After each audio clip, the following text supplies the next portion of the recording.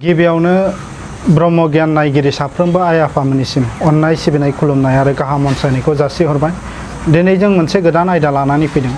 सावरायगिरि महरै जोङो बे आयदायाव मोननो हादों जोंनिनो बाहिनीगाव दख'रा ब्रह्म धोरोम आफादनि क्रियादाता आफा बैकुन्ठ ब्रह्म। बे आफानिफ्राय जोङो दिनैनि बे सावरायनाय हाबाफारिनि गेजेरजों मिथिनानै लागोन धोरोमा माखौ बुङो। मुलुगाव सानथ्र'हायै धोरोमफोर दङ। दा बेनि गेजेराव धोरोमखौ लानानै सुबुङा गोबां सम्प्रदायिक धोरोमजों मोनसे धोरोमनि गेजेराव नांलाय खमलाय आरो दावराव दावसि जुद्ध जानायफोरखौ जों जारिमिनाव मोनबोदों। दा थारैनो धोरोमा मा बुस्थु, धोरोमखौ लानानै जे जोङो अधोरोमनि खामानियाव आगान सुरो, दा जोङो मिथिनो नाजागोन दिनैनि बे आयदानि गेजेरजों। आसलते सुबुंनि गुबै धोरोमा मा, मावनो गोनां जिथु धोरोम, जोंनि शास्त्रनि मथे धोरोमा माखौ बुङो? जोंनि शास्त्र मथे आसलते धोरोम होननानै बुङोब्ला नैबेखौनो जों सिगाङाव गोसोआव लानांगोन। जीवात्मा परमात्मा एक अभिन्न होननानै बेखौनो जों गोसोआव लानांगोन। जिहेतु जोङो गासिबो बुहुमाव थानाय जेसेबां जिउ जिबि दङ बे गासिबो सासे इसोरनिनो सोरजिजानाय। दा बे सासे इसोरनिनो सोरजिजानाय गासिबो जिउ जिबिखौ जोङो अनलायनायनि गेजेरजों सोलिलांनो रोङोब्लानो बेनो धर्म। दा बेखौनो शास्त्रआव बुंदों। बे धर्मनि माबाया ओरैबादि उद्भब जादों जे धी धातुनिफ्राय फैदों बे धोरोम सोदोबा। धी धातुनिफ्राय फैदों धोरोम। बे धी धातु माने मा होनो बेखौ धारना खालामनाय। जों धारना खालामनांगौ बे मुलुगाव जोङो माबादि सोलिलांनांगौ, जिउ जिबिजों माबायदि सोलिलांनांगौ बेखौ गावनि गोसोजों हमदांनानै बे हमदांनायखौनो जों धारना खालामनाय बुङो। बे धारना खालामनायनिफ्रायनो धर्म जानानै फैदों। दा बे धर्मखौ फालिलांनांगौब्ला जोङो गासैबो बुहुमाव थानाय जिउ जिबिखौ अननानै सोलिलांनो रोंनांगोन। अब्लासो जोङो अराय गोजोनखौ मोननो हागोन। दा बेखौ खालामालाबानो जोङो जोंनि बेक्ति स्वार्थखौ लानानैनो, बेक्ति स्वार्थखौ पुरन खालामनो लानानैनो गावबा गाव एना एनि नांलाय खमलाय, नोंनिया देरसिन आंनिया देरसिन ओरैबादि होनानै धोरोमफोरखौबो बासिलायबाय थायो आरो। दा बे बासिलायनाय थानायाथ' आसलते बेवहाय जेबो मुलाम्फा गैया। जिहेतु धोरोम होननानै बुङोब्ला सासे सोरजिगिरिखौ जेरैबादि मुलुगाव थानाय जिउ जिबिखौ अनलायनायनि गेजेरजों सासे सोरजिगिरिखौ सिबिनायानो धोरोम। बेनिखायनो जों अराय सम गासिबो अनलायनानै सोलिनायानो जोंनि थाखाय मंगल। नङाब्ला जोंहा जोंनिनो अमंगलखौ जों बजबनानै लानाय जायो। दा बेफोरखौ साननानैनो गोबां धोरोमारिफ्रा, धोरोम बिजिरगिरिफ्रा, धोरोम शास्त्रगिरिफ्रा आंनिया मोजां नोंनिया गाज्रि ओरैबायदि होननानै बुंलायलायो। दा बेफोरखौ साननो थाङोबा गासिबो बेखौ माने हिसाबाव लाथावा। जिहेतु जगताव इसोरा सासेल', धर्मआबो मोनसेल'। जेनेबा धर्मखौ जों हमनानै ला ब्रह्म धर्म, ख्रिस्टान धोरोम, इस्लाम धोरोम, बे बायदिसिना नामनि धोरोमखौ लानानै जों जुदि लिरोब्ला बे जोंनि ब्रह्म, ख्रिस्टान, मुस्लिम बायदि बायदिखौ दाननानै होजोबोब्ला मुलाव थाबाय धर्मल'सो थायो। धर्मल'सो थायो। बेनिखायनो बे धर्मआनो आसल। बेनिखायनो जोङो बे आसल धोरोमखौ फालिनांगौ जायोब्ला जोङो गासिबो धोरोमनिजोंनो अनलायनानै सोलिनांगोन। जाय मुलुग सोरजिगिरि बेखौ जोङो अरायसम गोसो गोरबोजों बजबनो हानांगोन। बयजोंबो अनलायनानै सोलिनो नांगोन। अब्लासो बियो गुबै धोरोम सिबिनाय जागोन आरो। दा परमहंस शिबनारायण स्वामी आफाया जोंनो धोरोमनि सायाव गावनि गांद' बिजाबफोराव लिरनानै गालांदों। मा खालामोब्ला धर्म जायो? बेयाव गुरुदेवा जोंनो बेखौनो बोसोन होलांदों। जिहेतु गावबो सिगाङाव बाथौ धोरोमनिनोमोन, नाथाय बाथौ धोरोमनि बै समनि आसार खान्थिखौ नुनानै बियो गोसोआव गाबखांनाय जादों।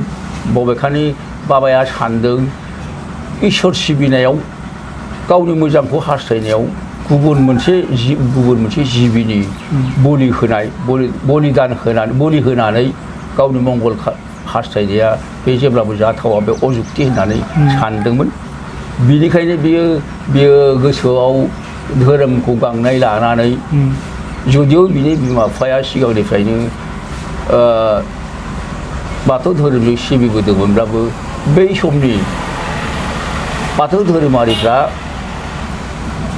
रोजा रोजा दाउसा फारौ बायदिसिना हाथारनानै थैखौ होनानै गावसोर सहखौ जानाय आरो बिनिफ्राय अनागारि फाव फेसनजों अनागारि भाबै सोलिबोनाय आसार खान्थिफोरखौ नुनानै बियो जिहेतु बै समाव गुबुन हारिफोरजों मुगैजानो हमदोंमोन बर' माहारिया बै समाव बर'फोरनि माबायाव नामनि उनाव मुंनि उनाव जिहेतु मेच लिरदोंमोन गोसो गैयाब्लाबो मेच लिरनानै होनाय गुबुन हारिफ्रा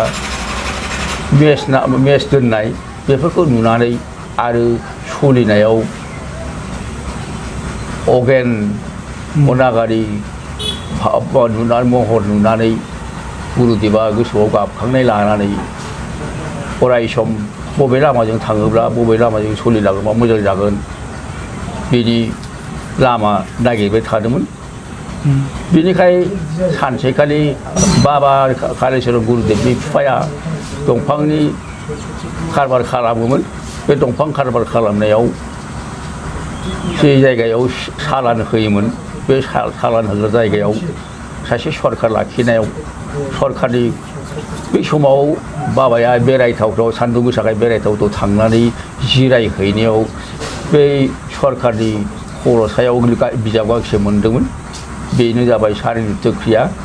बे सारिनित्य क्रियायाव मोननाय जीवात्मा परमात्मा एक अभिन्न होननानै जि बुंनाय दं बेखौनो बियो फोथायनानै बेनो जथेस्थ' जागोन बेनो गोजोनथावला होननानै बे धोरोमखौनो नायबिजिरफिनजोबनानै मोजाङै नायबिजिरनानै उनाव बे धोरोमखौ जिहेतु जोंहा शिबनारायण परमहंस बाबायानो प्रमसन खालामदोंमोन बे शिबनारायण परमहंस बाबानि खाथियाव साफि हैनानै बियो दीक्षा लादों। दीक्षा लाखांनायनि उनावनो बे बाबाया उनाव जेलानाखि बिनि बैसोआ फैयै फैयै 45 बोसोर जाफैयो बे समावनो गावबो दीक्षा लाबाय।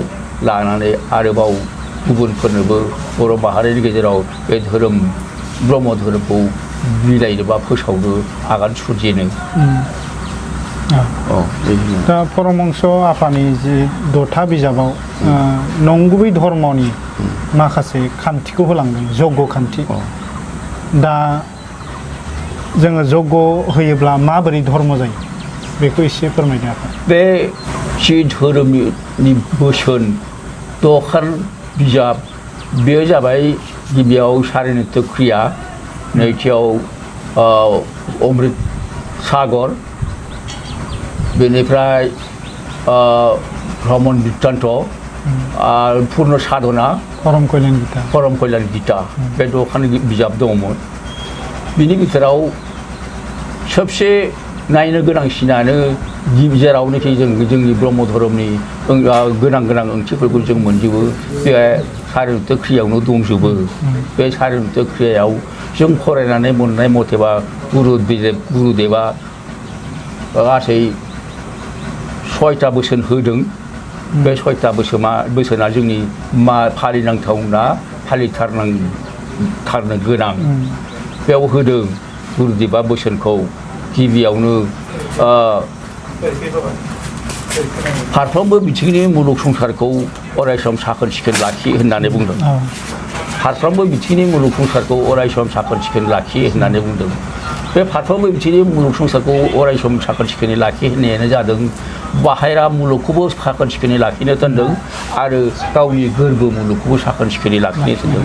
जिहेतु बाहेरा मुलुगखौ साखोन सिखोन लाखिनानै गावनि गोसोआव लेथ्राबा गाज्रिबा बेयाव धोरोम फालिनाय जाया आरो गावनि थाखाय मंगलजनक नङा। बिनिखायनो गिबियावनो गावनि गोरबोखौ साखोन सिखोन लाखिग्रोनांगोन अब्लासो गुबुनखौबो अननो रोंगोन बेबायदिनो होननानै बुंदों। आरो बेनिफ्राय नैथियाव होननानै बुंदों जे अभाबीर अभाबर भाबे सेस्था करिबा होननानै अभाबीर अभाब जायफोरहानिखि आंखालाव गोग्लैयो बे आंखालाव गोग्लैनायफोरखौ अरायसम हायोबा बिसिनि आंखालखौ सुफुंनो नाजा होननानै बुंदों। नाजा होननानै बुंदों। बे नाजानायनि ओंथियानो बेनो जे सोरबा सासेया अबेबा हावरिया थाराव जुदि माबानानै रेसनानो मिलायाखै बेहा जानो लोंनोनो मिलायाखै बे जानो लोंनो मिलायैयाव उखैनानै बेहा जबरदस्ति जेर जेरा जानानै दङ बेखिनियाव बेफोरबादि माबाखौ जाथायखौ नोजोर गोग्लैदोंब्ला नांगौ बेनो बोथिसे रसा दौ हो होननानै रसा दौनो थोनदों मानोना जेब्ला बे रसा नांनानै थानाय मानसिया नोंनिफ्राय सहाय मोननानै बोथिसे ओंखाम मोनजागोन होमब्ला बिनि आदामरा देहाया थाजिम जागोन थाजिम जायोब्ला बेयो सानगोन हे इसोर आंखौ उमुखायासो रैखा खालामबायलै बिनि एसे सहाय मोनामोनबा आं दिनै ओंखाम मोनजायामोनबा थैबायमोन इसोर दहाय धन्यबादलै बाबा नोंखौ आंखौ जेरोखम सहाय खालामदों बेबादिनो नोंखौबो इसोराबो नाहरथों होननानै बिनि बे जायफोर बिफोराव गोलैनाय बेखौ बुंगोन बेनो आशीर्बाद बेनो इसोरनि अननाय होननानै मिथि होननानै बुंदों सोरबा जुदि माबा बेमाराव गोग्लैनानै लेलाय दंगासिनो दङ मुलि मोनजायाखै खिन्थु मुलि थरनैसो मोनजायोब्ला बियो लोमजानाय जायोब्ला आरोग्य जायो बे मानसिखौबो दंजायोबा नोजोराव गोलैदोंब्ला हायोब्ला नोङो पकेटनिफ्राय बहन खालामनानै मुलि थरनैसो जाहो जाहाथे बिनि बेमारा मोजां जायो होननानै बुंदों आरो मा दा बेनिफ्राय जुदि बेबायदि खालामोमारोब्ला मुलि जाना होमारोब्ला बिनो बे थरनैसो मुलिजोंनो जुदि बे आरोग्य जायो होमब्ला बे बेमारियाबो सानगोन हे इसोर आंखौ जाय सुबुङा जाय अनसुलाया आंनो मुलि थरनैसो होनानै आंनि लोमजानायखौ आरोग्य खालामबाय धन्यबाद बेखौबो आंखौ जेरोखम अनदों इसोराबो बेखौ बिदिनो अनथों होननानै बुंगोन अब्ला बेनो इसोरनिनो आशीर्बाद होननानै अननाय होननानै साननानै लादों आरो मा बेबादिनो खालामनो सानदों आरो मा बेनिफ्राय बेखौनो होनदों अभाबीर अभाब मुसनो जत्न करिबा होननानै बे मुलि आरो जानायल' नङा बिदिनो सि जोम बायदि जायफोर जाथाय जायो जायफोर जारलायाव गोग्लैयो बे जारलायाव गोग्लैनायफोरखौ सहाय खालाम होननानै बुङो बेनो अननाय आरो बेखौ अननो रोङोबानो बिसोरनि आशीर्बादानो इसोरनि अननाय बेनो आरो मा बिनि उनाव बे गान मोननै थांबाय मोनसेया जाबाय अराय सम गोदै गोथाव मोदोमफ्रु मिलौहाब मुवा बेसाद लानानै जयग हो आरो हो होननानै बुङो गावबो हो गुबुनखौबो हो जाहाथे बयबो इसोर सिबिनो रोङो नोंल' हारसिङै सिबिबाय थाबाथ' बै सासे गुबुन सासेया गोसो जानाय नङा बिनिखाय बिसोरखौ बजबनानै जयग हो होननानै बुङो अब्ला नोंजों लोगोसे बै बाबामोनाबो सोरबाफ्राबो हयथ' बेबादिनो जयग होनानै इसोरखौ सिबिनो गोसो जागोन अब्लाना नोंबो आंबो बयबो जयग होग्रा जागोन आरो धोरोमखौ अब्लाना मिथिलांगोन बेबादि होनदों आरो बिनिफ्राय जयग होखांनानै जयगआथ' होबाय जयग होनायाव अनेक माबा थायो जोङो जिहेतु गोदै गोथाव मोदोमफ्रु मिलौहाब मुवा बेसाद होनानै जयगआव हबन खालामनानै जों सिबियो इसोर आराधना गाबज्रियो बे जोंनि गोदै गोथाव मोदोमफ्रु मिलौहाब मुवा बेसाद होनायनि गोबां ओंथि दङ बेयाव जोंथ' जों सिबिनानैनो इसोरखौ उपलब्धि खालामबाय जोङो बिनि अनगायैबो जोंनि होनाय मुवा बेसादफ्राबो द्रय्यफ्राबो बेफोर खामनानै बियाबा जोमै जाहैगोन ओरैबायदि होनो धर्म ग्रन्थफ्राव जोंनि रसफ्रा बारमण्डलाव गोसारहैगोन जेरेखम जोंनि दानि जुगाव कलकारखानानि जि बिसक्रिया जादों कलकारखानानि माबायाव पलिउसन जादों बेफोर पलिउसनखौ सोदांहैगोन होननानै बुंदों सोदाङोब्ला बे सोदांनानै जि माबा अखा जाबाय जि पलिउसनफोरखौ सोदांजोबनानै जि साफा जागोन बारमण्डला बे साफा बारमण्डलनि गेजेरजों अखा हायोब्ला बे अखाजों सिग्रोबनानै जि गांसो हाग्रा बायदि रज'गोन जि आबाद रज'गोन बेफोर आबादफ्रा गोथार जागोन होननानै बुंदों आरो बिजानु मुक्त जागोन बे आरो बे हाग्रा बंग्राखौ जायोब्ला जिब जुनारफ्राबो गोथार आदारखौनो मोनजानाय जागोन खेथि बाथि बायदिसिनाखौ जों जायोब्ला जोंबो गोथार आदारखौनो मोनजानाय जागोन होननानै बुंदों आरो दा बे जुदि गोथार आदारखौनो मोनजायोबा जाग्राफ्राबो निस्सय गोथारानो जागोन निरुगि जागोन जायोब्लाबो गाव गावनि जानाय लोंनायनि बेथिक्रमाव एसे एनै रग ब्याधि जायोब्लाबो खिन्थु बैथिनिफ्राय मुक्त जागोन होननानै बुंदों आरो बिनिखाय बे जयग'नि क्रियाखौ खामानिखौ प्रतिफलखौ बेखौनो होननानै बुंदों दा बे हिसाबैथ' जों जयग'खौ होबाय जयग' होनानै इसोरखौ गाबज्रिबाय बे मोनसे पारमार्थिक क्रिया थांबाय बिनिफ्राय बे पारमार्थिक क्रिया होखांनानै जयग' होखांनानै जुदि जों इसोरखौ गाबज्रिदों अब्लाबो जोङो बे पुर्ण परम ब्रह्म ज्योतिषजों जुगात्म हिसाबै माबा लाखिनो हायाखै सोमोन्दो लाखिनो हाजोबाखै बिनिखायनो जोङो ओंखार धनि होनांगौ जायो ओंखार धनि होनानै इसोरखौ गाबज्रिनांगौ ओम होननानै बिदि गाबज्रिखांनानै बिनि उनाव जथि धारना खालामनांगौ होननानै जथि धारना खालामनांगौ जों जायखौ जोंनि सोरजिगिरिखौ बिमा बिफाखौ आइ आफा होननानै गाबज्रियो थिग बिदिनो बे जों जथि धारना खालामनायावबो पुर्न ब्रह्म ज्योतिषरखौ गोसो गोरबो होनानै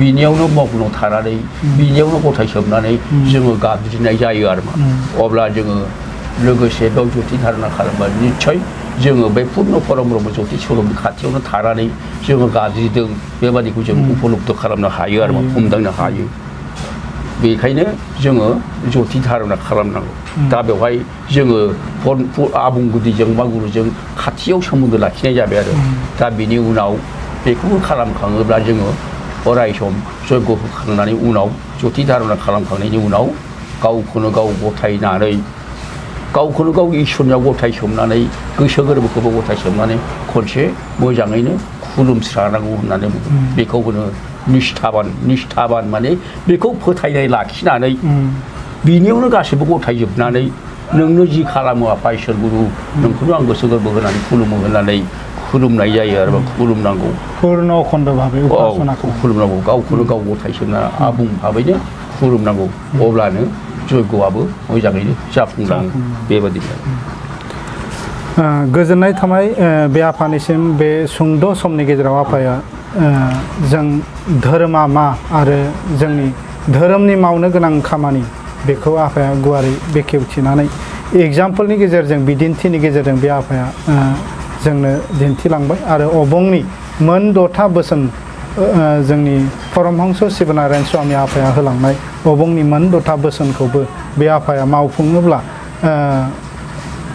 धर्म जायो बे बाथ्राखौ जोंनो गेबेङै मिथिहोबाय बे समाव दिनै आयदाखौ जोङो बेखिनियावनो दोनथ'नो सानबाय बे सुंद' समनि गेजेराव आफाया जेरैबायदि शास्त्रजों लोब्बा लाखिनानै धोरोमा माखौ बुङो बे बाथ्राखौ गेबेङै बुंथिनानै होनायनि थाखाय आफानिसिम रोजा रोजा साबायखर थाबाय दिनैनि बे आयदाखौ जों बेखिनियावनो दोनथ'नो सानबाय जोबनायनि सिगां बे आफाया गावनि बेसेन गोसा समखौ दान्दिसे सम बाहायनानै दिनैनि बे हाबाफारिखौ जाफुंसार खालामनायनि थाखाय आफानिसिम गोसो गोरबोनिफ्राय खुलुमनायखौ आङो फिन जासिनानै दिनैनि बे हाबाफारिखौ एसेयावनो दोनथ'नो खुलुमबाय आफा